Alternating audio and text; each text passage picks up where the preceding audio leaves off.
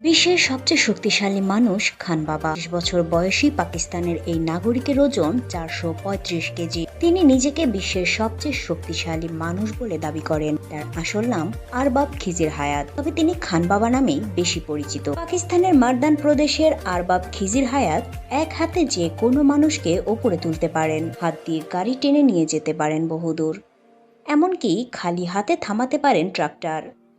বর্তমানে সোশ্যাল মিডিয়ায় বেশ ভাইরাল তিনি। ৬ ফুটের বেশি লম্বা আরবাব খিজিরের উচ্চতা এবং শরীরের ওজনের কারণে এরই মধ্যে পাকিস্তানের জাহাজ উপাধি পেয়েছেন তিনি। বিভিন্ন মানুষ তার সঙ্গে সেলফিও তুলছেন। খান বাবা জানান, অতিরিক্ত ওজনের কারণে তিনি কোনো স্বাস্থ্য বীমা করতে পারেননি।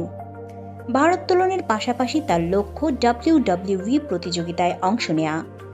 খিজির হায়াতের দাবি, তিনি জাপানিজ চ্যাম্পিয়নশিপে ৪,৫৩৫ কেজি পর্যন্ত ভারোত্তোলন করেছেন। খান বাবা প্রতিদিন সকালে ৩৬টি ডিম খান।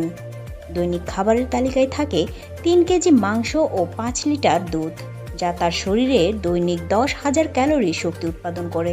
শক্তিশালী এই মানুষটি এখন পাকিস্তানের মিনি স্টার। রোজই তাকে দেখতে ভিড় করেন শতাধিক মানুষ। সোশ্যাল মিডিয়ার কল্যাণে আরও বেশি জনপ্রিয় হয়ে উঠেছেন তিনি।